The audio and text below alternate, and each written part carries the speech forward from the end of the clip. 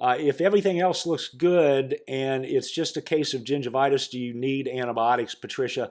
And the answer is no, you do not need antibiotics. The time that you need antibiotics is when there is severe generalized oral disease, inflammation, periodontal disease, or otherwise. And that being said, the time that you want to use those is basically only when you are doing the procedure.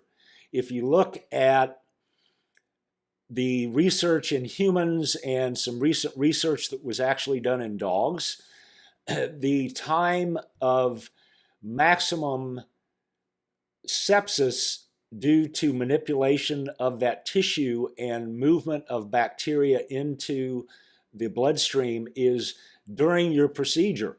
The other time that it's maximized is during chewing food when a patient has periodontal disease.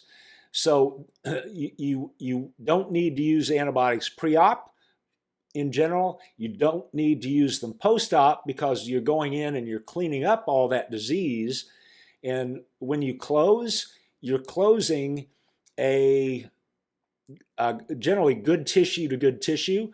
So there's no more infection left after you close when you're done with the procedure. So when that patient walks off the table or when that patient walks out of the hospital, there's no more sepsis that occurs. And that study that I'm speaking of is recent, and it shows that once the procedure is done, the surgical extractions are completed, the patient leaves and there is no more sepsis. So very, very few instances where we actually use antibiotics other than that.